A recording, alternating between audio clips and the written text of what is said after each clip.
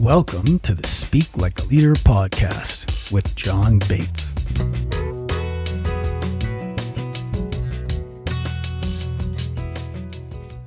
Welcome to the show. I want to take a moment at the beginning of this show to just ask you if you would do me a huge favor. Would you please go give me and live like a leader, speak like a leader, a 5-star rating on whatever podcast app you use when you listen to this. And please tell a few friends about it. If you're a regular listener, I think that it would be wonderful if you could spread the word. We're trying to do a little bit of a growth spurt here after having crossed 100 a little while ago, and your assistance would be deeply appreciated. So with me today, I have Sarah Gershman, and she is the CEO of Green Room Speakers.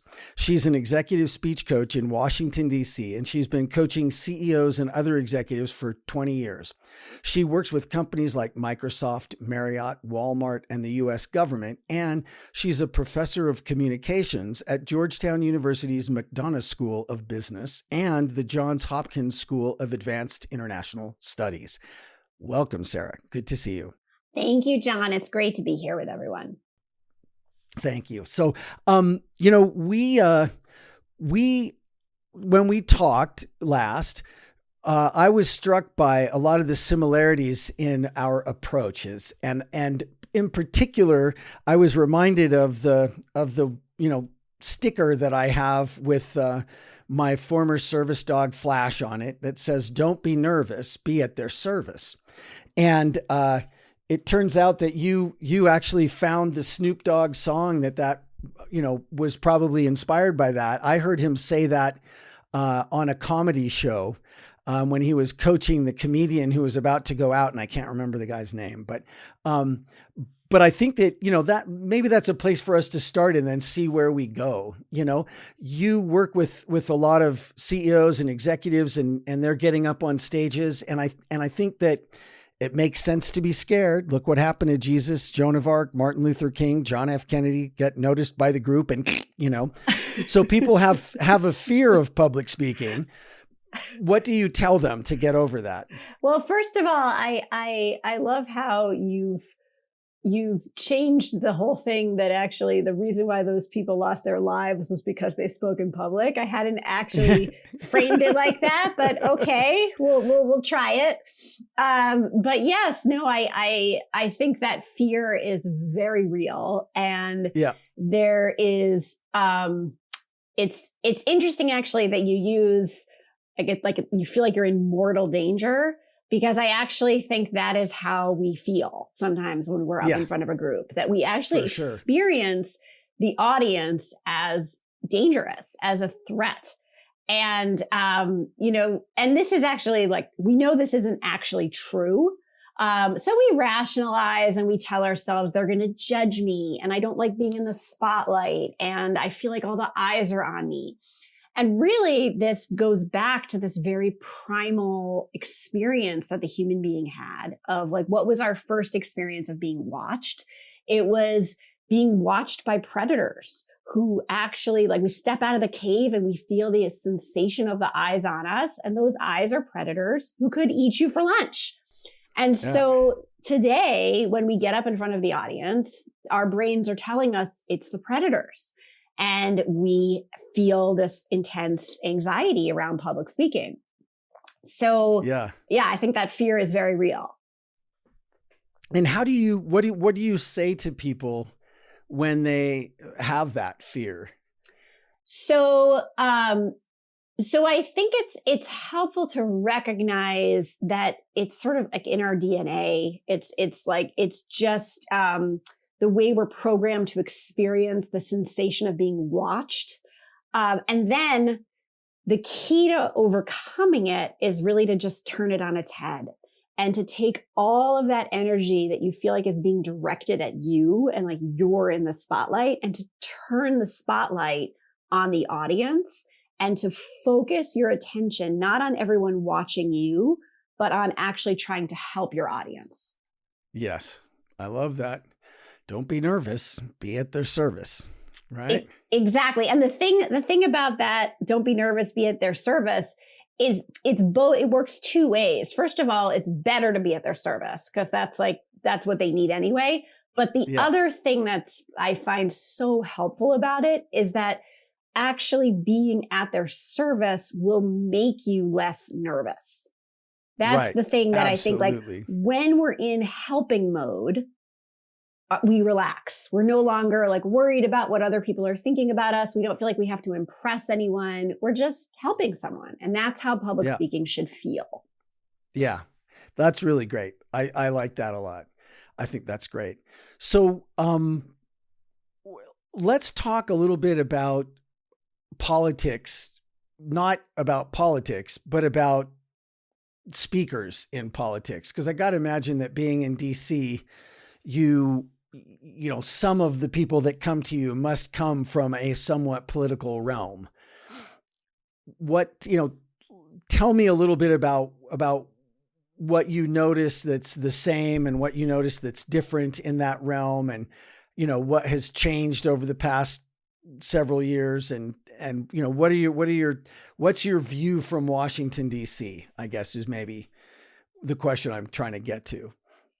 So one thing that I've noticed consistently, you know, I'm not sure necessarily this has changed so much, is that the politicians who are able to connect emotionally with people are much more successful than the ones who just spout off the facts. It's the people who tell me about it. Yep. Right. It's the people who can connect the substance to actually what people are actually going through and feeling that make the most impact, for better or for worse. So that's like, I see a lot, like, let's say, you know, in town hall meetings, where someone will ask a question and the politician will answer the technical question, but won't answer the unspoken need behind the question. And that they miss the opportunity to get at what the person's really asking and really feeling. Right. Which is, you know, it's really great that that's the first place that you go, because that's definitely what I tell people. You know, my quote is that communicating with human beings is not logical. You may have noticed it's not logical. It's biological. Yeah. And when you understand the biology, you can make it logical again. But anybody who gives an answer at a town hall meeting that technically answers the question, but that misses the underlying emotional substance of the question is not going to get elected as quickly as someone who gets both, you know? 100%. Yeah. And and that's important actually, is to get both. You know, I think there's like the demagogues go too far the other way and are all emotion and no substance. And that also I think is very dangerous. But it needs to be tied together. Yeah. Yeah. I couldn't agree more. I mean, and it's one of the things that maybe you run into this, but it's one of the things that I run into because I focus on really logical people and very technically brilliant people who are maybe, if you will, hard skills people. And I think a lot of people in that category get frustrated when they see someone who they think isn't as smart as they are succeeding more than they are, because that person's really good at communicating it. And I'm always like, look, it takes both. If you want to have integrity and succeed, you've got to have the logic. You know, that has to be there. But if you have the logic by itself and you don't have the ability to make that emotional connection and really land it over there with your audience, then people are going to eat your lunch all day long, whether you're smarter than they are or not, you know? And absolutely. I hate to see that. Totally. And they're also just not going to understand you. They're not going to, you have something very important to say.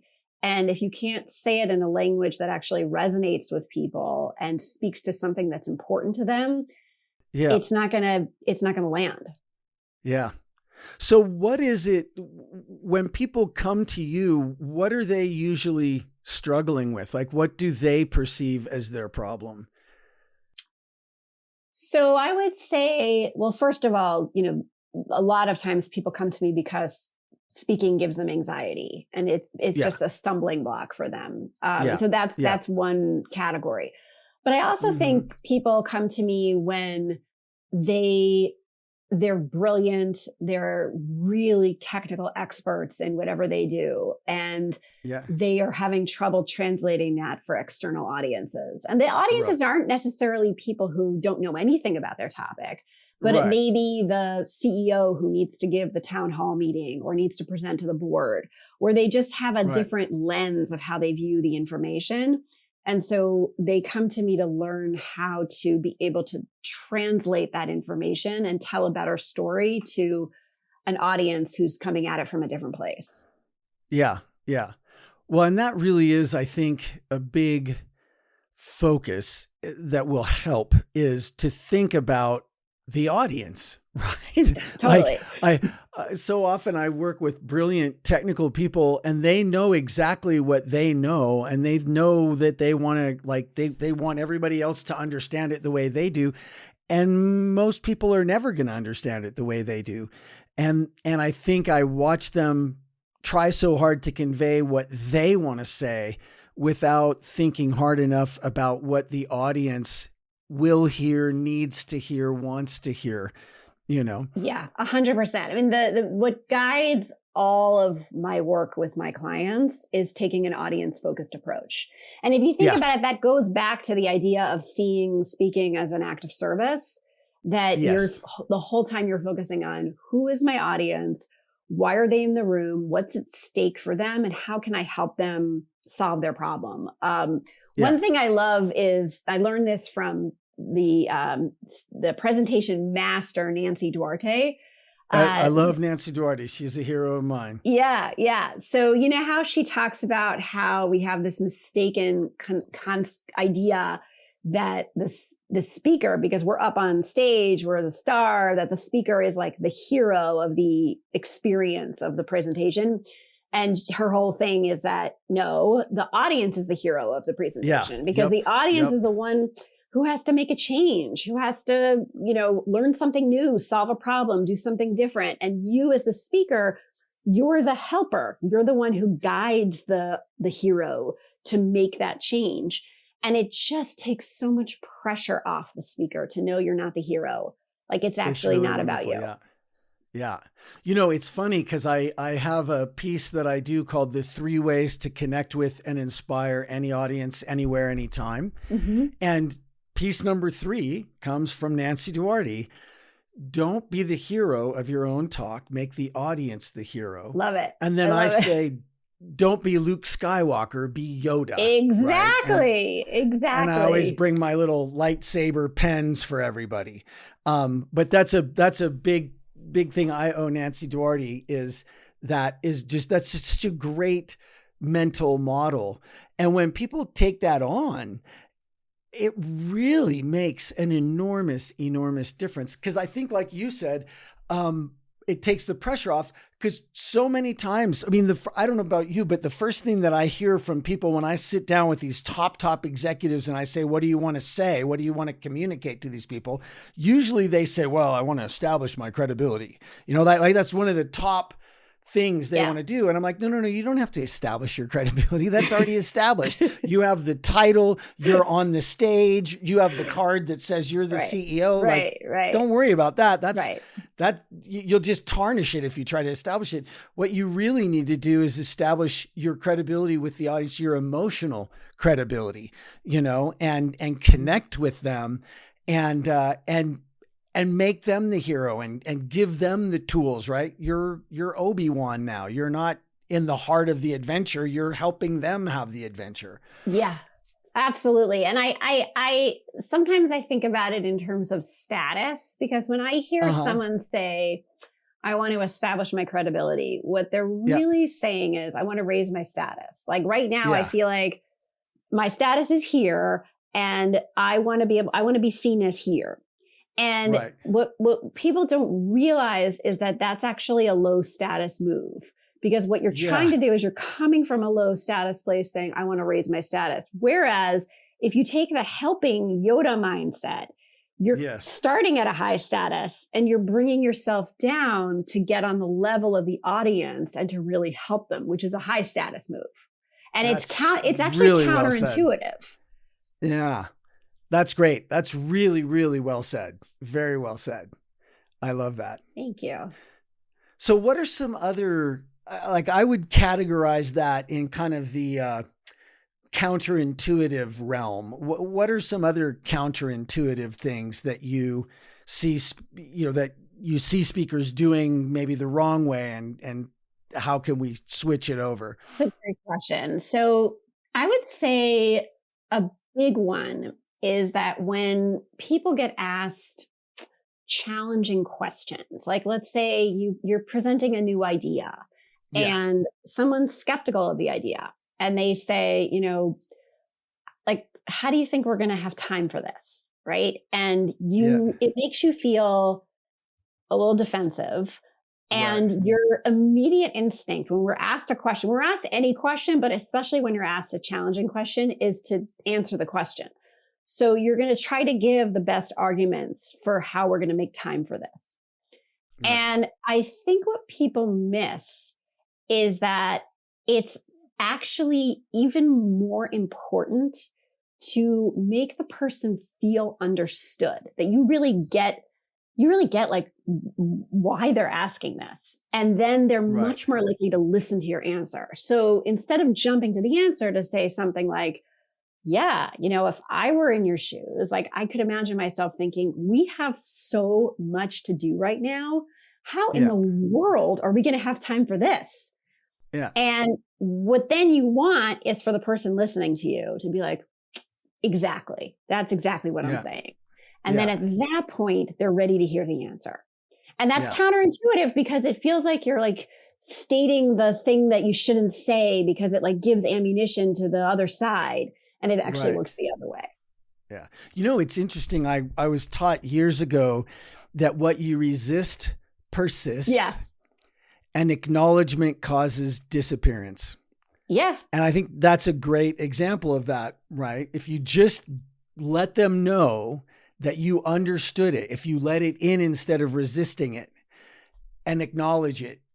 Okay, now I've acknowledged it. It's gone. They can let it go and we can talk about something else instead of being dug in and fighting each other. That's really, really good.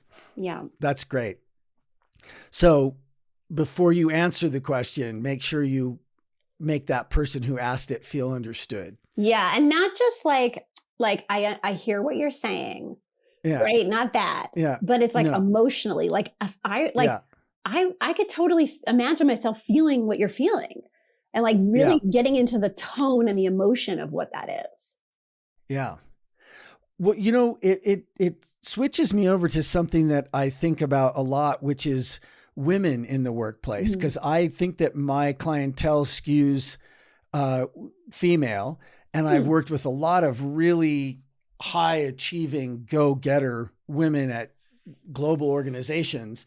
And I always tell them, and listen, this is the bell curve of things, not to be offensive to anybody, but in general, I think that women have a real superpower in their socialized ability to be more emotionally resonant with people and more emotionally aware and better able to like work in that emotional realm.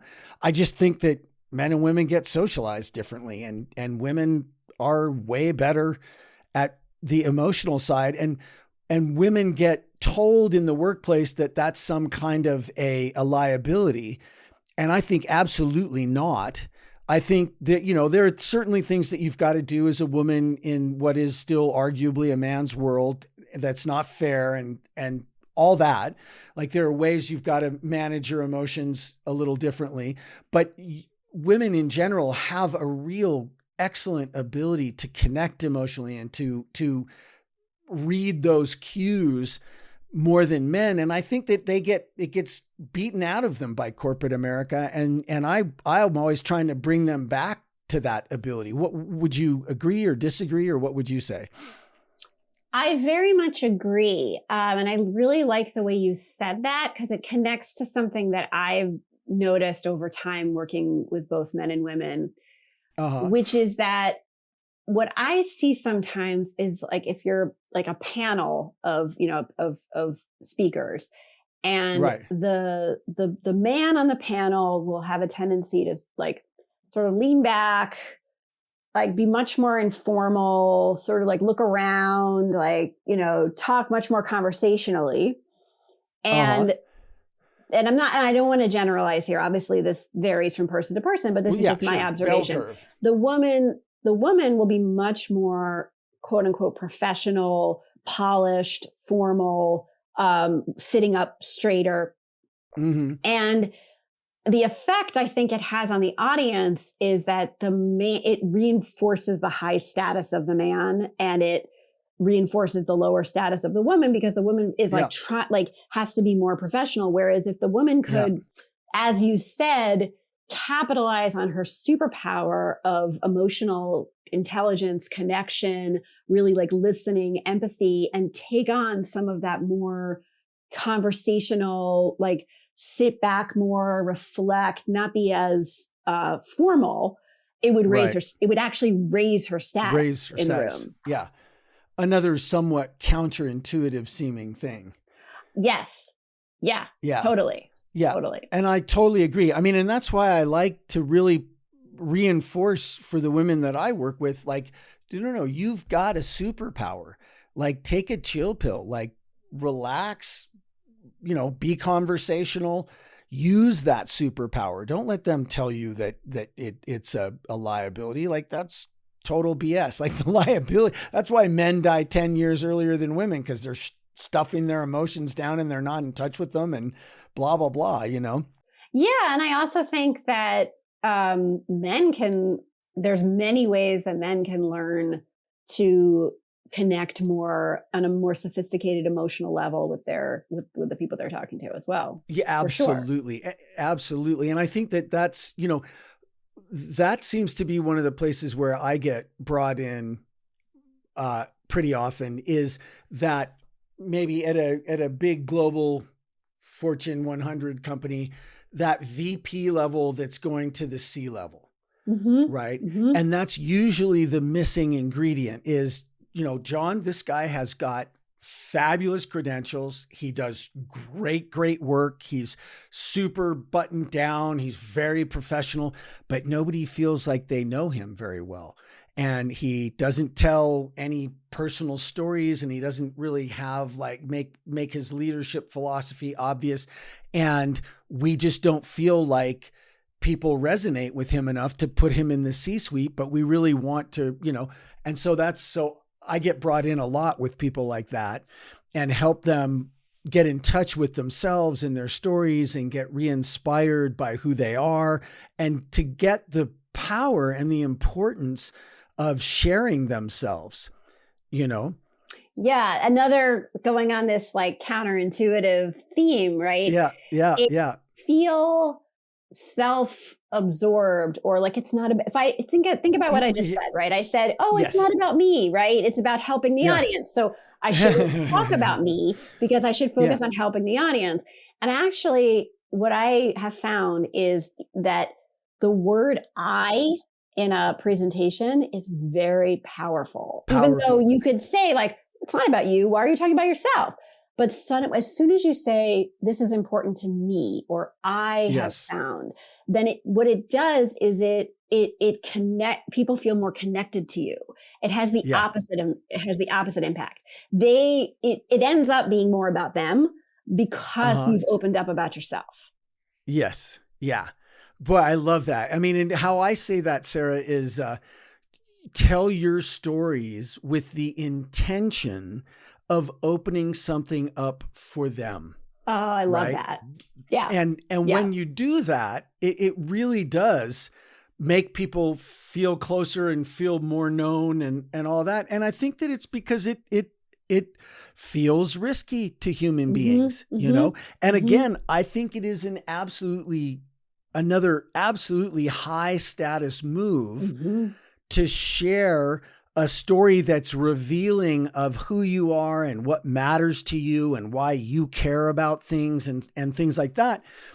and because it allows other people to see themselves in you. And then here's the other thing that I forgot for years to think about, Sarah, is when you tell that story, that personally connected, maybe somewhat vulnerable story with the intention of opening something up for the audience, people are going to want to come tell you a story like that now. Yes. And you have the opportunity to listen and draw that out of them because you went first, but they want to go second, 100%. It's like it's contagious, right? When someone they pick up on that energy that if you're willing to open up, it's so much more likely that the other person's willing to open up.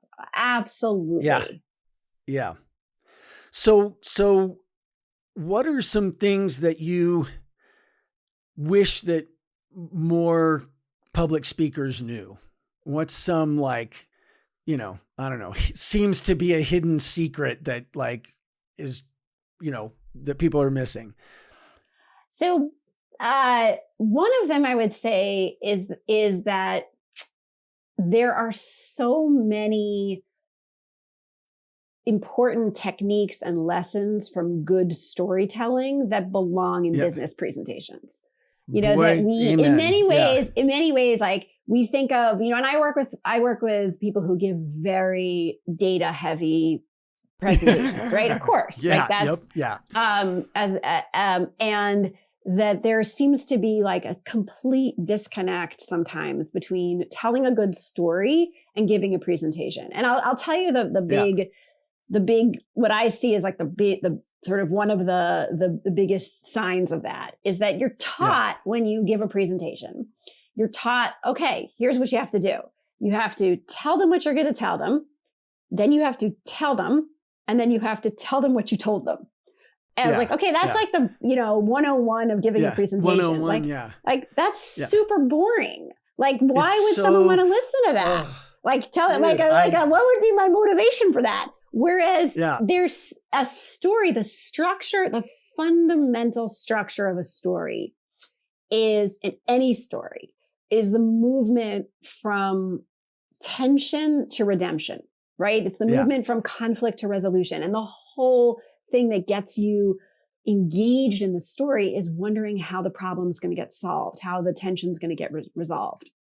And so you can bring that format, that structure into a presentation without compromising any of the necessities of the presentation, right? Without compromising the data. You turn the data into a story. You don't you can do exactly what the audience needs, but take the lessons of what makes a good story and elevate your presentations. So true. I'm with you 100%.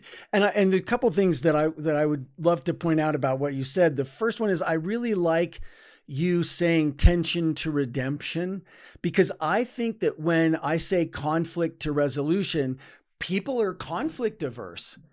Me included, I don't want to have a conflict, and I've had, that's been a big part of my growth as a human being, and especially as a coach, is to not be conflict averse. But, saying tension to redemption, I like that a lot, because I think that'll land for people in a way that doesn't bring in all the denotations of conflict, and connotations of conflict.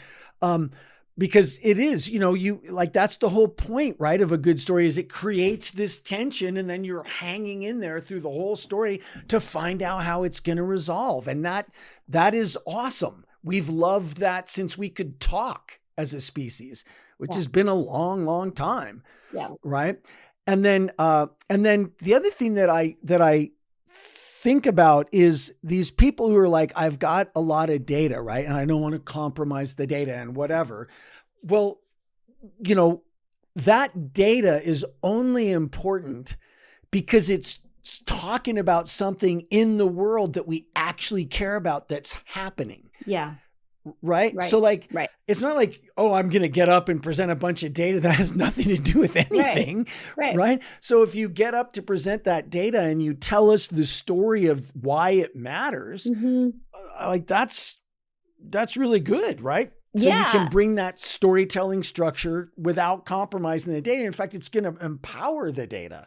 And the data is, more often than not, and any information that you're presenting is an answer to a question, right? It is the data is the solution, right? Or the answer. And so before you say the data, let the audience feel the impact of the question that the data is coming to answer. So then the data becomes really so much more meaningful. Yeah, that's really, really good. That's really good. So, we only have about 10 minutes left. And I want to make sure that we talk about anything you'd like to talk about. Is there anything I haven't asked you about that's kind of in this realm of leadership and communication? I mean, first of all, you ask very good questions. So thank you so much. I think one thing that maybe we could talk a little bit about is the specific challenge of CEO communication. Okay. That it's when the CEO has to communicate to the board or communicate a big change to their organization, just how difficult that is. And on some level, like how lonely it is to be a CEO.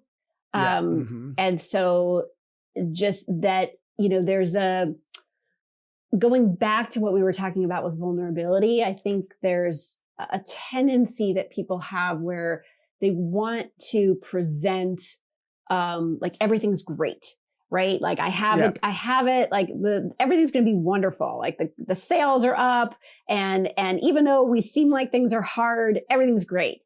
And that people, CEOs can often be afraid to reveal either their own vulnerability or struggles that they're having and how powerful that is for the audience to be able to hear that and how suspicious people get when they feel like it's too perfect. Yeah. Yeah. I'm curious, do you see that as well? Absolutely. I mean, that, I feel like kind of one of my secret quests on earth is to bring the power of vulnerability and connection to the highest levels of organizations that I can possibly impact. And I think that, and listen, Brene Brown, of course, has done a lot of great work here, and a great popularizing work. And so I think that it's always fun for me to watch how scary it is when I'm working with someone at that level and we talk about saying something vulnerable and letting a little bit of themselves show and being a human being, and then how scared they are going into doing that and how scary it feels and trepidatious they feel. And then how amazingly powerful it is and how it really transforms the feeling in the company and the experience that they have because they were willing to be real and, show something of themselves and be vulnerable. And then everybody else is way more willing to do that. And they have a much deeper respect for that than they would have if it would have been this, oh, everything's fine. We're going to be fine. It's all great, Right. And then the things when you do tell them the good news, it's much more believable because because you're not afraid to tell them you're a straight talker. Yeah. And I see this a lot with talking to investors that, so I end up doing a lot of coaching for like investor day presentations and that is the ultimate example where people feel like, oh, they need to tell the story that's just going to be everything's like the golden story. Right. Right. And it's just investors don't want to hear that because it's just not helpful to them to hear everything's perfect. Because it can't be, and then I don't really understand. And and so, going back to what we talked about in the beginning about framing the whole thing to help the audience. If you're really in an investor day presentation, if you're really focused on helping your investors, helping them understand what actually is the state of the company, where are we strong? Where are our growth opportunities? If that's really your focus on helping them, you're going to tell a much more nuanced and straight story that is going to just be ultimately like much better received. Yeah. I always try to find, when I'm doing pitch coaching, I always try to find like a past mistake that they've made and what they've learned from it. Yeah. Yeah. And try and if there's something that's relevant that fits into that pitch like that, I think that's great because it demonstrates that you're self-aware and that you learn from your mistakes, right? It's not, yeah, it's not bad. It's actually really good. Absolutely. And that's exactly the advice that I give when I do interview coaching. And, you know, when you get asked that classic question of like, what's your weakness? And, you know, you work too hard or, and what they're really looking for is you're absolutely right. They're looking for self-awareness. They're looking for self-awareness and they're looking to see that you grow, that you're working on yourself. And so to be able to say a genuine weakness and how you are working on that that's like a key. Like if you're an interviewer, that's what you want to see. You don't want someone who is clueless about their weaknesses. You want someone who's really honest and who then works on the things that they need to work on. That's like that's the greatest. Well, I mean, it goes back to what you've said. That's a high status move. Yeah. Right. You clearly respect yourself enough and have enough status that you're not worried about revealing some past mistake, and you actually have a lesson you learned from it. That's super cool, you know? Right. And obviously, like it can't be something that totally, you know, undermines your credibility, right? I mean, I don't want to go too far with this, right? Sure, it needs to be something that isn't like ends up feeling like the sum total of your ability to do the job. But on the other hand, it shouldn't be, a strength disguised as a weakness. Right. Yeah. Oh, I work too hard. Exactly. Right. So, well, listen, it's come towards the end of our time and I want to respect your time. And I really, really appreciate you being here. Is there anything else you'd like to say before we go? Thank you. First of all, thank you so much for this conversation. It's so good to really just have a chance to talk about these things with you. And I just want to say that, that speaking can actually be very fulfilling because it's this very direct way of impacting people's lives. And it's, just as like when you're at your best and you're helping someone solve a problem, you're helping them, feel better about something, whatever it is, right? That's sort of what gives the human being the deepest level of fulfillment. And that speaking really can be like that. It doesn't have to be the one time where you're on the stage. So that's what I hope people realize. Yeah, I think that's wonderful. I mean, and it's such a joy when people get that, and they go from dreading speaking to being excited about speaking, and there may still be some anxiety. Like when I, go up on stage in front of a really high stakes audience, I still feel nervous, but I know that I'm there to make a difference. And it makes it all so different. Exactly. And, I'm likewise, when I get up in front of an audience, literally I have to remind myself every single time, even though this is what I do, I have to remind myself every single time, it's not about you. It's about helping the audience. Because brilliant. It takes a long time to change. But it is possible and it can make a big difference. Yeah. And it is highly fulfilling. All right, good. Well, so, I mean, that may be the title of the episode. It's not about you. It's about helping the audience. Thank you. Thank you, John. Thank you, Sarah. A pleasure. You're welcome. And thank you too. And to those of you listening, thank you very much. Hit the like button, give us a good reference, give us 5 stars and say something nice and tell your friends, and let's get these awesome conversations out to more people. Thank you, Sarah, and thank you all for joining us today. Thank you. Thank you for joining the Speak Like a Leader podcast. Go be awesome.